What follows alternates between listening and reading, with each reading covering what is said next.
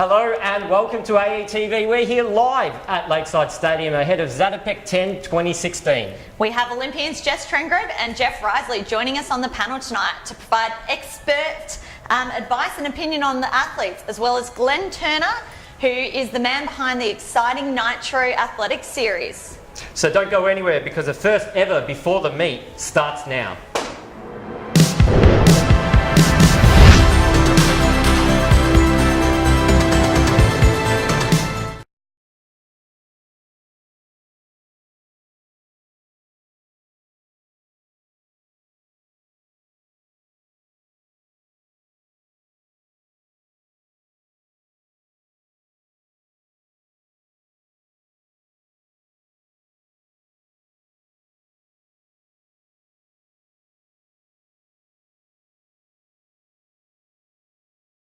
We are very lucky to be joined by Olympian and bronze medal Com Games representative, Jess Trengrove. So welcome, Jess. Jess, come into the screen, that's Please fine. come on. So Jess, Zatopek is pretty much the biggest thing in Aussie distance running in Australia. And you have been in this event 7 times. So 7 times Jess has run the Zatopek 10K. So talk us through it. What is it like out there running 25 laps? And what are the athletes thinking? Well, basically it's got a really rich history. The Zatopek 10 is a very prestigious meet. I get very nervous for these events. 25 laps, it always tests your physical and mental endurance, and I think the thing I love about it is the intimacy. The spectators can come out onto the track and get up close and personal to cheer, and it really does make a difference when you're out there for, you know, half an hour plus on the track. Gosh. So I couldn't even imagine half an hour on the track. So it is a really special thing. Everyone can come in so nice and close and cheer for you, and I guess it's just that extra little push you need for the last 10 or so laps. yeah, and being the national 10,000 metres, it's naturally that bit of added pressure and excitement for the race, and we've got some great depth this year. I'm really looking forward to watching it. So Jess, you did compete last week at the South Australia 5K State Champs. You did have a very good, strong performance for the start of the year. So talk us through that one a little bit. Yeah, sure. Well, I basically had some time off after the marathon in Rio, and my focus for the next sort of 5-6 months will be on the track. So I hadn't actually been on the track since May of 2015, so it was a nice little confidence booster to take out the state title last week in the 5K, and a really nice starting point that I hope to work from there and improve my track fitness, and I'd love to see some PBs early in 2017. Good, so let's get straight into the races. So we do not have a lot of time today, so we will have a look at the first race. So on Ondiki, women's under 23,000 metres. Kelly, tell us a little bit about that one. Okay, so this is a pretty special event, I think, especially since Lisa Ondiki, one of Australia's best ever distance runners. It's pretty exciting that this is in, I guess, memory for her. It's a pretty great race. The girls are pretty strong in the 3K. We've got quite a few also interstaters, so that's really good to see and really exciting. So Keely Small's probably the person that I'm going for tonight, I guess. She's got a 10-second faster PB and season's best than really anyone in the field. So she's my bet for tonight. And Clarissa Hurst as well. I think she's been in really good form. What's great about tonight's race is there are 4 girls from the top 7 at National Cross, and I think Clarissa finished second, and I remember seeing her training up at Falls Creek early this year, and she was very impressive. So hopefully they'll be able to push each other along to strive for a PB. I think 9:34 is Keely's fastest. Yeah. And do you think she'll be able to hit that time this early on in the season? Look, it will be tough, and if that wind hangs around, it might be challenging, but sometimes the excitement of a meet like this, you see those 3K women coming out with really strong first up performances, so I guess it depends a bit on where they're at with their training at this point. And I guess especially under 20s, running in a national title event is pretty exciting for the girls. So this is just such a great opportunity, I guess, to get out there and run a PB. Definitely. So we will move on. So we'll go to the one of the main races of tonight's competition, and that's the women's 10,000 metres. So very hot field. We do have Eloise Wellings, probably going in hot favourite. She's won the last She's won 3 of the last 5 or so. Going for 4, she's in really good nick. She's just been at up at Falls Creek. With the Melbourne Track Club, her group. So she hasn't really slowed, or it doesn't seem like she's slowed down since the Olympics. So so she's in top form. Yeah, Eloise will be great. She, as you said, had a fantastic Rio Olympics. She, I think, won 2009, 2010 and 2015 Zatopek. So if she wins tonight, she'll be the first woman in a 55-year history, I believe, to win for Zatopek. So she'll have some great support out there from her teammates, and we've also got Ginny Maloney coming off the Melbourne Marathon, who should be looking to run a very strong race tonight. Yeah, and I guess people to mention also Bridie Delaney. So usually a middle distance runner, she's stepping up and running the 10K, so I feel like she might be a dark horse for tonight. She's got the speed, it's just whether she can get out the 25 laps. And also another one to mention is probably Vic Mitchell. So she came quite well in Rio off the 3K steeple. So again, if it can pull it together, she'll be one to watch also and test Eloise for the win. Definitely. So I guess, are we all tipping Eloise here? Tipping Eloise. I'd love to see Casey Wood run a PB tonight too. I know she's sort of in training for some longer distances and has been running well recently in the 10 and 5K races. So she's an SA girl who I'm going to also be cheering for tonight. I think it's also going to be a fast pace because we've got MTC runners, Zoe Buckman, our London and Rio Olympian, and Jen LeCase. So they're both in great form anyway. So the pace is going to be hot, I think. So we're looking for a few PBs in the field, I think. That's good. Looking forward to it. And moving right along, time does fly. So we do have to get into the Zatopek men's 10,000. So the race, I guess the last race of the night. Oh, what's going on there? Something's gone there. Callie's lost her thing. Thank you. So yes, the men's 10,000. This is a bit of a hot field here. So Brett Robinson probably goes in favourite based on time, but we do have to think about Pat Tiernan. So he has been at college for the last 4 or 5 years there. Big news over the last month. He did win the NCAA cross country championships there. A big upset. So he is in a really good shape. He's arguably in really good race shape as well. So I know Brett Robinson's been doing a lot of the more fun run type circuit, Noosa Bolt, things like that.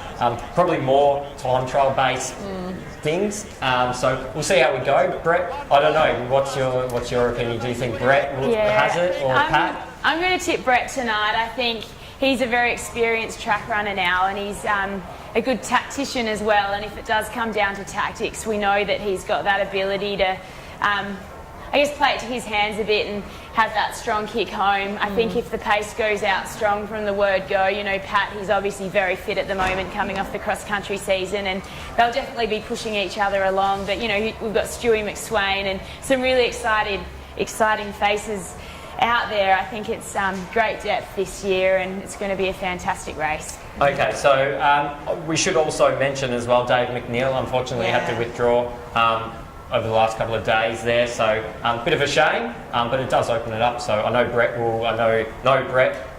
will want to redeem himself from last year or get that first position as well, so it will be interesting. I'm probably still going to lean Pat Tiernan. Controversial. I think Robbo, after last year's upset, I think he'll be really raring to jump out there and get the win tonight. Another person to mention is probably Jack Rayner, so one of our younger runners. So those boys are in good shape, so anything can happen out there with 25 laps. So it's going to be a really exciting race, and I think if it comes down to a kick finish, I'm going Robbo. And same? Yeah. Yeah, okay, and I think we have caught up, so we will be back. We are going to a 2-minute break, and then we'll be back with Glenn Turner of Nitro Athletics.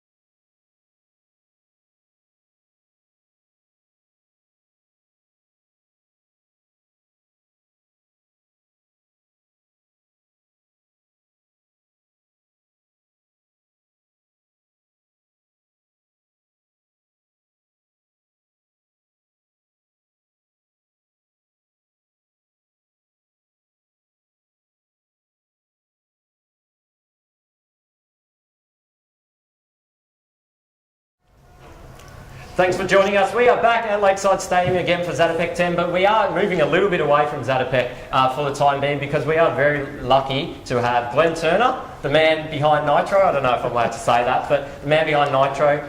So a little bit of background. So this time last year, no one had heard of Nitro Athletics. We don't know if it was an idea in someone's head. But on April 11, 2016, Athletics Australia CEO Phil Jones gave an interview to the Australian Financial Review about a revolutionary new concept that was born, and their Nitro Athletics is from there. So fast forward a few months, Glenn Turner was appointed as a man to put together at the run, the big bash type athletics event. Usain Bolt was signed, and Australian Olympian John Stephenson was on board to push the event. So today, the pre-sale tickets have gone on sale at 3:30 today. Exciting. So that's very exciting. So thanks again, Glenn, for taking time out of your schedule. We know you are busy. Talk us through what the last few months have been like.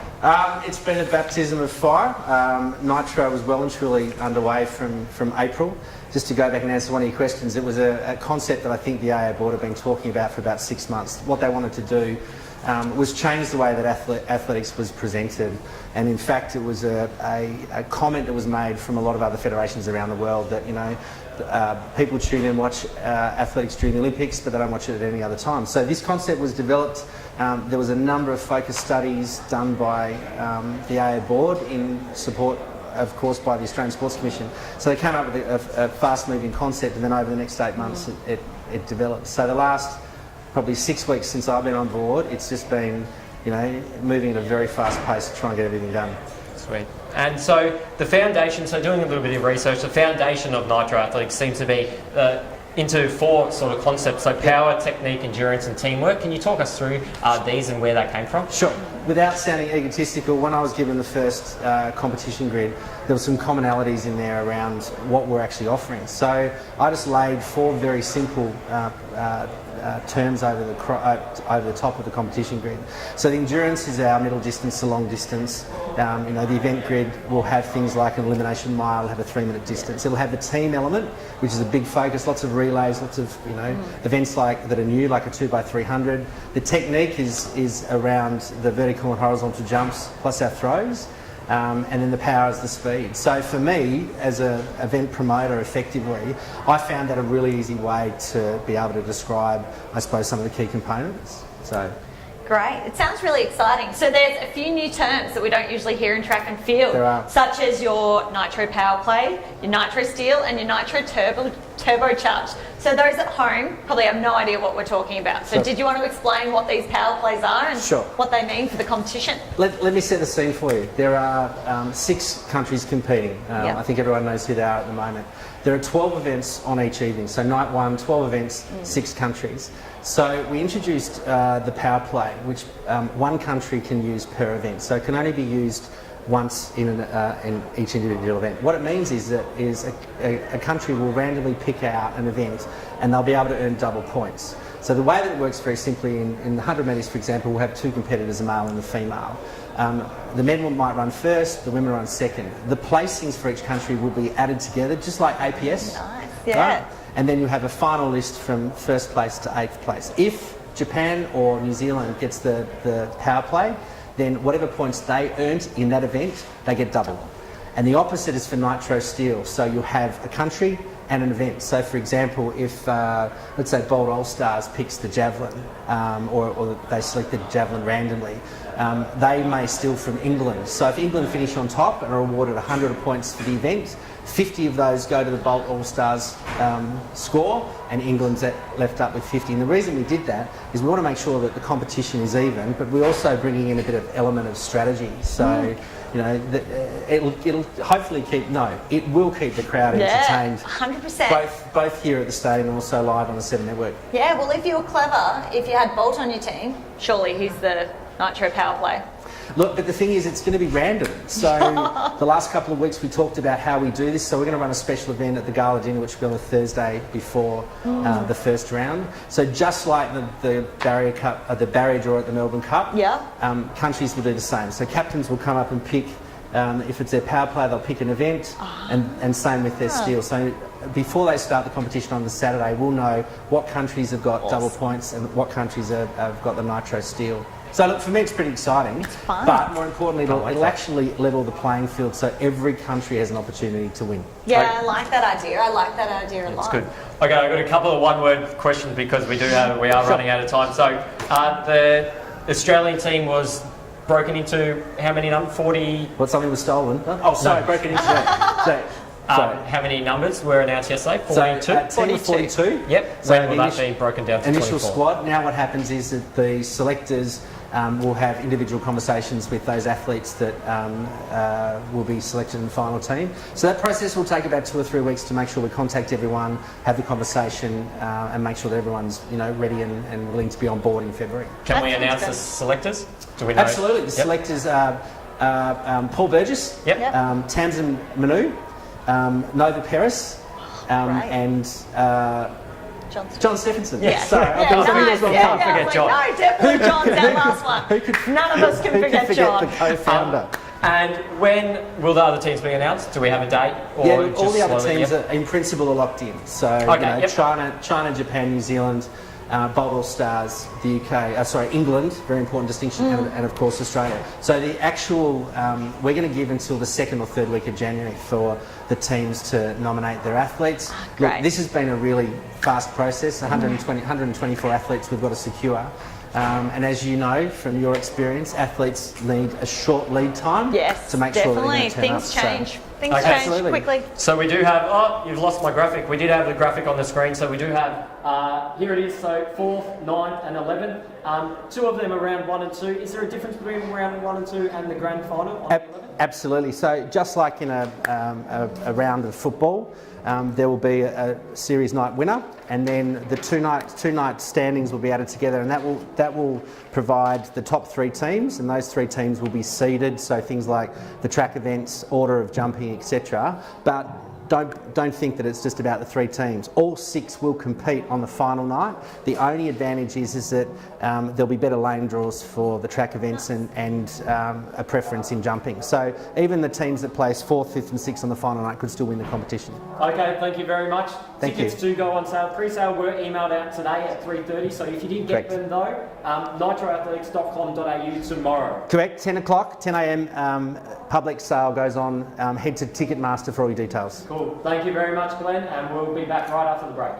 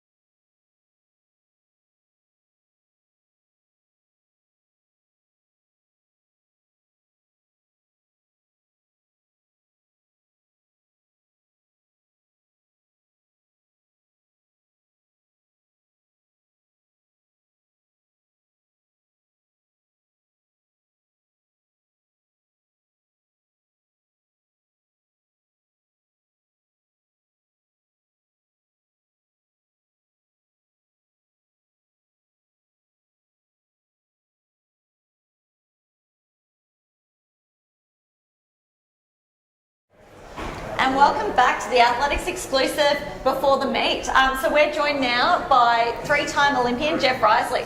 Welcome, Jeff. Thanks for having me. Pleasure. So Zatopek is known for its Australian distance running, but as a middle distance specialist, the 800 tonight's a pretty exciting event. So we've got 4 athletes under 150. So talk me through it. Yeah, we've got 4 guys under 150, Tom Forthorpe, Mitch Thompson, Lockie Barber, and then obviously Alex Rowe, who holds the joint national record. I think Rowe's probably going to have it over the guys. He's already had a 3:44 solo, 1500 metre at in club, and ran I think 1:47 in the relay here a couple of weeks ago. Unfortunately, it's a bit windy. I know he wants to go hard. I know the pace they wanted was 51, but I have a feeling it's probably going to be a bit off that, just given the conditions, and maybe more something around 52 high, and I think he'll probably run 1:47. So a good opportunity for someone like Lockie Barber, who's just come down from Falls Creek, having sort of joined or training with the Melbourne Track Club. So it'll sort of be interesting to see how he goes off a new training program, and yeah. Yeah, Well, great. Go back just to you for a second. So I did do a little bit of research. Yeah. Have you competed at this event before? Yeah, I competed, I think, 2008. I actually ran Might not 3:39 gone here that for far 1500. Oh, So, 3:39. But you've never run an 800 here, Jeff. no, I never No. run an 800. I guess the focus has always been the 10K and really the 3Ks, and it's sort of one of those tricky ones being in December. You know, we're sort of coming off the end of our season and we're sort of building, and yeah, just since then, I've also had a few surgeries in between that, so just Timing hasn't quite worked Yeah, yet. it hasn't quite worked No. out. No. Kelly, so we'll go straight into the Open Okay. Women's 1500. Right. When I was looking at this field, I got a bit confused because I got given the whole team sheet, and it looked like there was a lot more numbers than what I think I saw when the official list came out. It's a bit of a shame, not Yeah. quite as many. I'm not sure why. You might be able to shed some light on it, but we have 1, 2, 3, 4, 5, 6, 7, and one's yeah. pulled out. So Anna Cassapis has Okay. pulled out as well. So only 6 there. Really So small field. As Jeff was saying before, it's just a really awkward time of the year because a lot of our 3 Olympian 1500 metre runners, 2 have just come off a altitude stint, so they're obviously not quite ready to race yet. They're pacing tonight. Yeah, and then pacing tonight, and then Lyndon's run an amazing 5K a few weeks ago. But I guess when it's your specialist event, sometimes you just want to wait a little longer, get a bit more training under the belt before you come out and run a good one. So Zatopek's always just a bit of a weird time. I've run a few here and we've had a few awesome races, but also conditions are often not the best. So I think it kind of turns a few people off running, but it's a pretty good Sometimes event. depends on what year it is too. Olympic year and Commonwealth Games year, people usually come out a bit earlier and they're a bit Yeah. hungrier, but I think coming off the back of the Olympics, people take a bit longer break. And Yeah, definitely, and working their it's way sort of into showing it. tonight, yeah. do we have a tip? So we've got Georgia Griffith and Alan, both on 425s. Alan actually trains in our group, so I know a little bit about great. her. Still think probably the experience of Georgia is going to get her through, being a World Junior athlete as well. So Yeah. she's my tip. What about you guys? I'm going to go Georgia. I know she is an 800 specialist, but she hasn't really run many 15s, so I think that time's probably not reflective of how fast she can run. So I'm going to go Georgia tonight, and I'm pretty excited to actually see her watch her run at 1500. And being an 8:15 guy, I think she turned 20 earlier on the week, maybe Happy on the birthday, 5th of Georgia. December. I might have done a little bit of research. But she's getting to that age 20 now where she's got to start to sort of step up, and I think this will be an important year in her progression. And I think for 800 metre times to come down, that 1500's got to lower a bit. So hopefully tonight we'll sort of get a bit of a glimpse of where she's at, and hopefully she can join Georgia Wassell, who also was at World Juniors with her that year. I think they came 2nd and 4th. Yes. And hopefully really start to push what's a pretty deep event in the women's 8. I agree. So we'll go straight on to the Open Men's 800 metres. So we did touch on it briefly before. Alex Rowe goes in with the fastest time there. And we are on the 3K here. Maybe we'll go back to the 800. We'll go straight to the under 23K, which is on screen right now. Strong performance. This is probably one of my favourite races of the meet, probably being a little bit shorter than the 10K. I do like watching the under 20, and it does showcase probably the best. I don't know if there's any other under 20 races or junior races that are quite like the Zatopek 10. So we do see Ramsden here finishing off last year, I think in front of Torley, off the top of my head. So strong performance. He'll be looking to go back to back. He does go in with the fastest time as well, so he's definitely my tip. And he's coming off a stint up at Falls Creek with the Melbourne Track Club, which is, I think, one of the newest members of as well. Yeah. So I can't go past him. Yeah, I think it's going to be a great race. We've obviously got, they're both Matt and Isaac Hockey are our World Junior 1500 metre guys, and a few years ago we saw a good battle between Zach Patterson and Jack Stapleton, so hopefully we'll see something like that tonight. Isaac ran 14:26, I think, in his very first 5K, which sort of shows he's gone to another level in terms of his endurance. And like I said, the weather tonight, it's not great for running. It's going to be pretty tough out there. And I just think if it sort of turns into a slower race, Ramsden's going to have to be a bit careful because Isaac will be nipping at his heels, and I just think he's probably got a better change of pace. Having said that, as you said, Ramsden's been up at Falls Creek, and I think if tonight was, I feel like he would be the kind of guy who would want to go after Ryan Gregson's under 23k record. So we're thinking it's going to be fast from the get-go? Well, this, I think it changes over at the end of the year, so this is pretty much his last opportunity. So, it could be risky, having Isaac sit on him, but at the same time, if he doesn't do some work from a fair way out, Isaac might get to sit and go past him in the last 100. So, we also have a good form line coming out of New South Wales 3K. We had 3 of the guys run 8:13, so we had Jai Edwards, Ed Goddard, and Zach Falcone. So, another month on from that, and the guys should be hopefully in better shape. And like you said, I think it's my probably favourite event of the night above the 10k, because the boys come out here under 20, and it's a big ego thing, it's pride, and everyone turns up no matter what. So a bit on the line tonight for the boys. Definitely. So quick tip. I'm going Isaac Hockey. Isaac Hockey? Yeah. Oh, controversial. I'm going Ramsden too. Ramsden, yes, Ramsden for me. Can we get a tip as well for the 800 metres? We did talk about it off the top. Yeah. Alex, actually, I'm going to switch mine, Lockie Barber. Ooh, I'm going to stay. okay. I did say at Hunter Track Classic last year on the stream that the guys coming down from Falls Creek wouldn't do as well, and they proved me completely wrong. So I'm going to say Lockie Barber. A little bit of an upset. Alex Rowe is still getting back into it. So, Lockie Barber, I'm going for the 800. Yeah, I'm going Rowie. I just think he's been training so well at the moment. Had a bit of an off-season, I guess, last year. So I think Rowie's going to come back fighting this season. And he's got so much grit about him. So I'm going to go Rowie. Cool. Yeah, Rowie's a form athlete.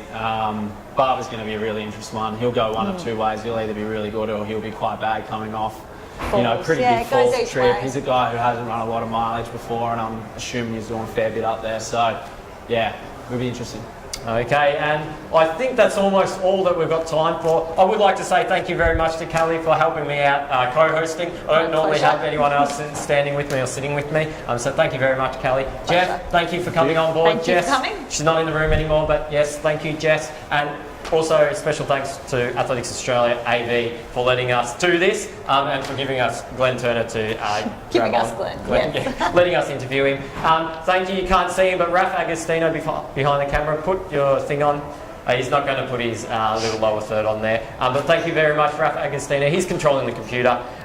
So that's all we've got time for. We will leave you again with a little promo that Athletics Victoria have put together of Zatopek 10. Enjoy the night. Good luck to all the athletes competing again. Thanks again, Kelly. Until next time, keep moving forward.